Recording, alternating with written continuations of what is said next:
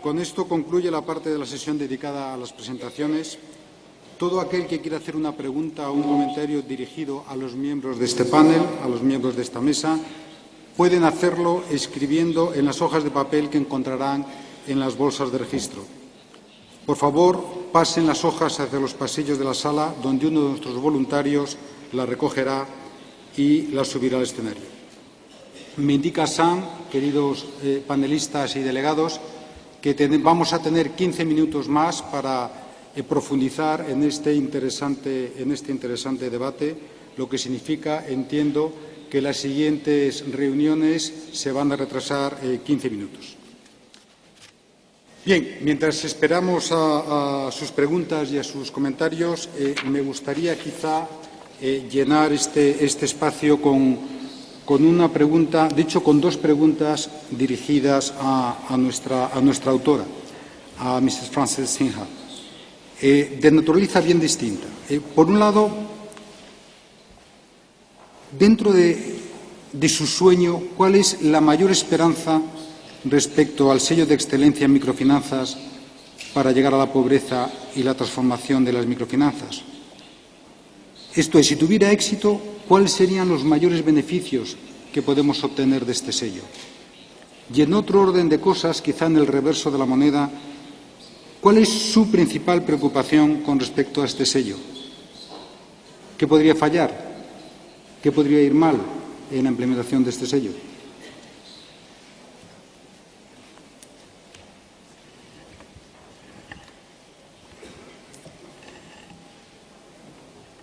Very big questions. And I think I should say that although my name is there as the author, I feel I represent really a group of people who are as impassioned as the other speakers on this panel. So I think the question is relevant to all of us. And I hear all of us resonating to the idea in terms of your question, what is our greatest hope for the seal? As I see it, perhaps coming from the technical side, there are some technical challenges. What are the indicators? What is practical? What do we define? What do we mean when we talk about serving poor people? And how can we do that in a practical way that MFIs themselves can engage with? So my greatest hope is that we can address that challenge. And that if we're able to do it, that will actually achieve what microfinance was set out to achieve, which was to serve people along the range of different levels at the bottom of the pyramid, or the diamond, as I have seen. So my concern, there are more hopes as well, but let the others also speak. But my concern is that people will say this is too difficult, or they'll say, well, maybe this only applies to a few MFIs and not to me. But again, then I think my hope is that maybe initially that's how it will seem. It will be those who specifically state that their mission is poverty outreach and transformation. And nowadays, not everybody does state that as their mission. Or maybe they've changed their mission because they know how difficult it is to do. But if the seal does work, if we can demonstrate through example how MFIs in different parts of the world, as John said, are working in different ways, not only the large ones, also the small ones, then that will be a way of expanding the pool of institutions who really can qualify for the seal. Muchas gracias. Mientras que esperamos, digamos, más preguntas por parte de los delegados, ¿podría resumir algo de su experiencia en la construcción del sello? ¿Cuáles fueron los principales obstáculos? ¿Qué podríamos hacer para llegar al mayor número de adeptos de este sello?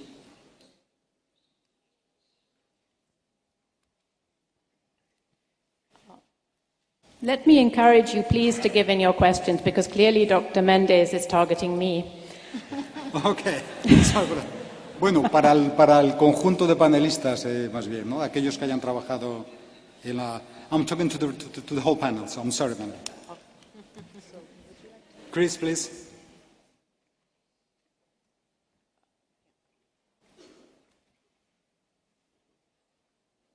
Well, your original questions about what would success look like and what would be the things that we fear might go wrong, and in essence, they're sort of the point I want to make is on one hand, a success would be if, as John and Anne in particular, as leaders of practitioner organizations expressed, it would be successful if it really helps them feel good about the work that they're doing, feel even more committed to their mission, feel that the mission is doable, that they've got colleagues elsewhere in the world who are equally committed and perhaps taking different approaches that we can learn from mutually.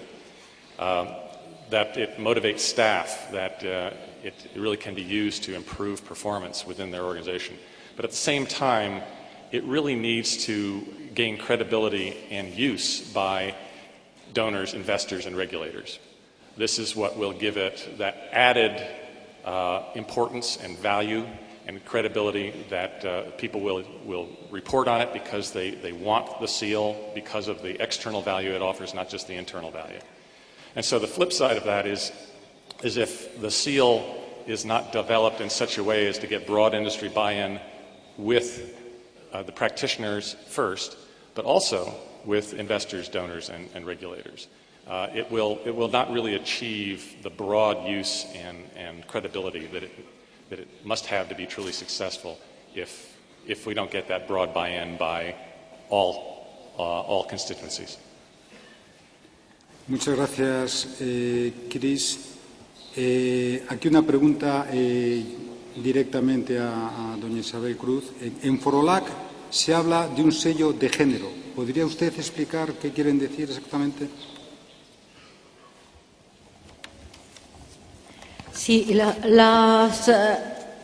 los tres sellos están relacionados entre sí, pero nosotros creemos que es muy importante focalizar en América Latina, sobre todo en Perú, en Bolivia y en Ecuador. Tenemos instituciones de microfinanzas muy, muy fuertes que han dedicado 20 años a trabajar con mujeres y que hoy se preguntan si su trabajo, qué debe cambiar en su trabajo para impactar positivamente la vida de las mujeres.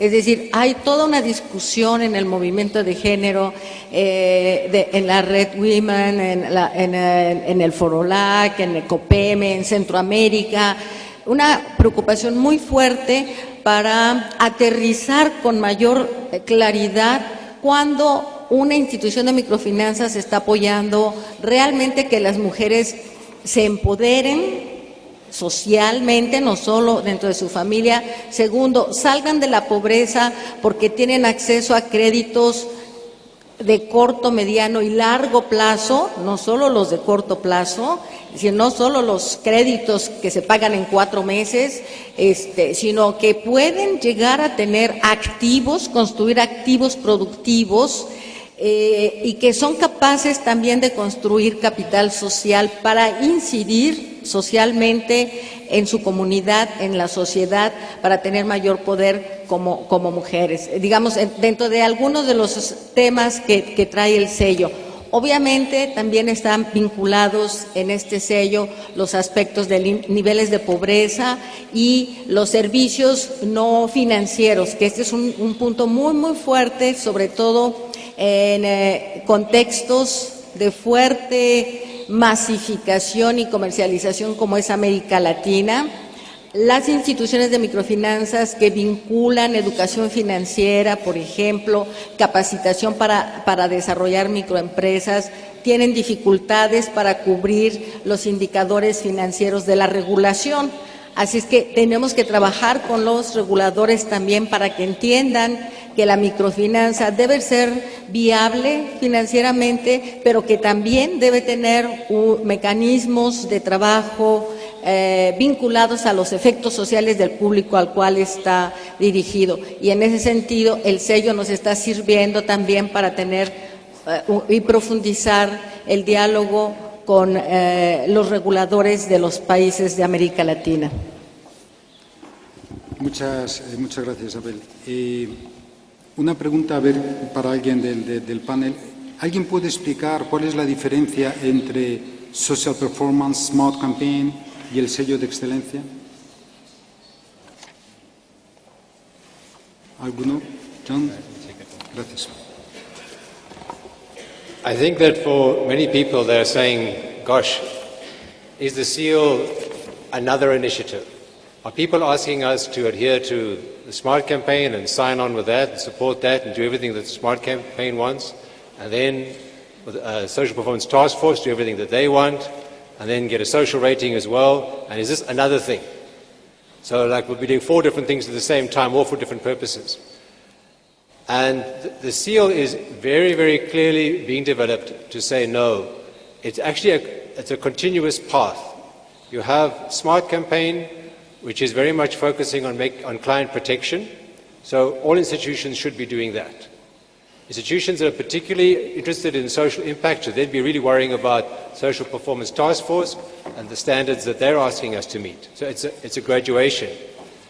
And then perhaps you do a social rating for various reasons. And after that, the SEAL would come. This is the way that I see it. So the SEAL will build on those previous steps.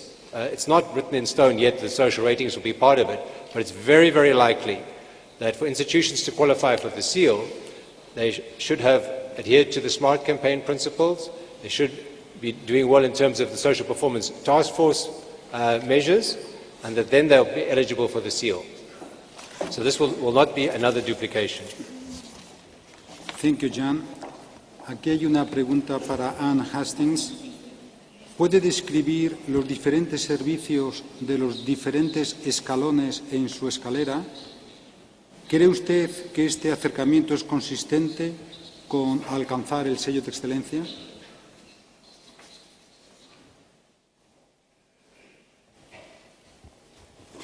I think it is. One of the indicators of the Social Performance Task Force is having products that are specifically designed for the level of poverty and that they're appropriate to that person's attempt to make it out of poverty. I can't go into all of the details of what's at each step along the way, but we start with a program that is very much a replica in Haiti of the BRAC Ultra Poor program. We call it Chemin La Vie Mio, which means the pathway to a better life. And that's 18 months of really close accompaniment to get you ready to get onto the staircase. And then the loans start very, very small, and it's solidarity group lending, very much on the Grameen model. And the education is there still, but it's a different kind of education. It becomes more participatory over time. And then you move on to another step where the loan sizes are getting bigger and your educational offerings are much wider, much broader. We're always trying to have forums where you can bring your children to see if they're malnourished, that kind of thing. And then finally, you graduate to individual loans that are start at $1,300 in our case. And for us, it's really important today in Haiti that we not only try to make everybody a micro-entrepreneur. We'll never be successful at that, but we also need job creation. And that means investing in small and medium enterprises. So that's in general how the staircase evolves, and we're working hard to make sure that it is appropriate for each person when they come into our institution. Muchas gracias, Anne Hastings, por tus comentarios. Una pregunta crítica al panel. Un delegado pregunta, ¿cómo se va a evitar que el sello, la certificación del mismo se convierta en sí misma en un negocio? ¿Cómo lo van a evitar ustedes? ¿Alguien contesta? Isabel.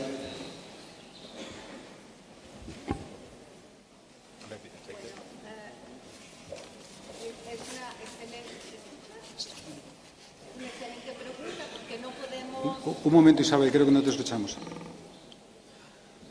¿Puedes? The button's here. No. Gray. El botón está justo ahí, exactamente. Ahí. Ya, ¿Ahora? ya, Ok, great. está. Es una excelente pregunta porque este es un tema de debate y es probablemente el tema que más cuestionan las instituciones de microfinanzas cuando discutimos los estándares.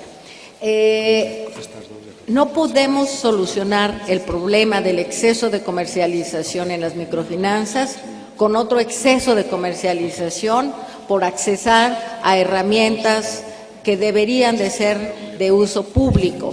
Es decir, tenemos que volver al concepto de bienes públicos. La supervisión, por ejemplo, es un bien público y muchas veces en los países se subsidia durante un tiempo hasta que la industria está en condiciones de poderla pagar. Esto sucede en todos los países. Pero, ¿cuál es la manera en que nosotros creemos que se puede reducir el costo? Porque al final, ¿quién va a pagar el costo de todas estas, de estos sellos? Es el cliente.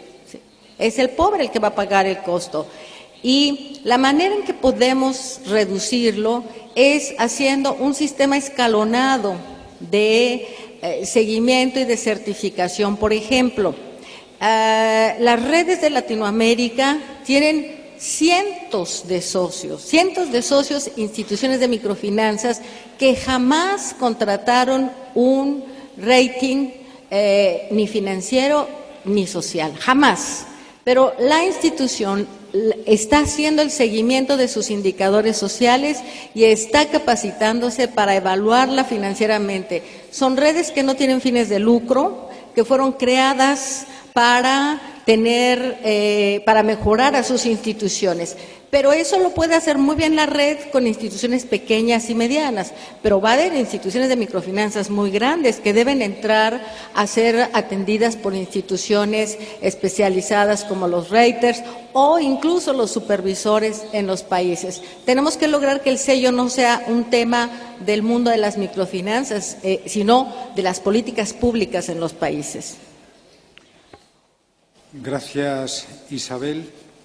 Siguiendo en esta línea crítica, uno de nuestros delegados plantea que si desarrollar un sello de excelencia pudiera marginalizar a las pequeñas organizaciones, impedirlas que entren con este sello en los microcréditos y afectar así a las pequeñas comunidades. De alguna manera, el delegado piensa que este sello podría profesionalizar el mundo de las microfinanzas y expulsar a pequeñas entidades que ofrecen también microcréditos. ¿Alguien de la mesa quiere contestar?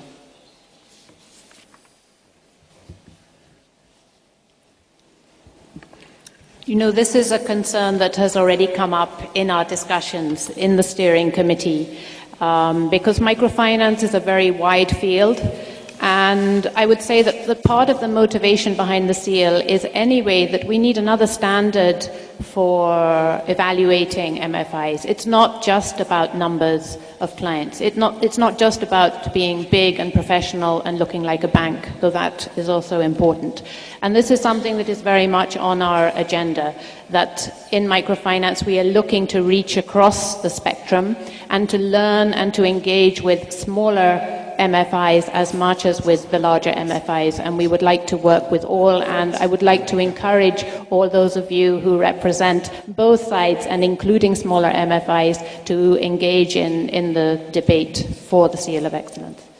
Ok, muchas gracias. Me temo que estos han sido los últimos comentarios del panel. La verdad es que este tema es tan interesante que necesitamos no minutos, sino días para profundizar en él. Permítanme ahora pedirle a Sam que les haga unos anuncios y darle las gracias a todos nuestros panelistas por sus brillantes presentaciones. Muchas gracias.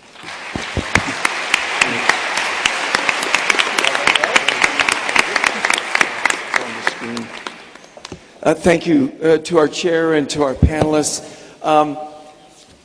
We went over a little, and I've ended it early because I have a number of announcements, but one that's really important. We have 16 workshops coming up, followed by about 15 associated sessions. And part of my announcement will be, how do I get to that room without getting lost? So I really urge you to pay attention to these announcements. And Camille, if you could help me get that workshop piece up on the screen, we'll do that. So we're going to start with a coffee break in a few minutes. It'll go for 30 minutes.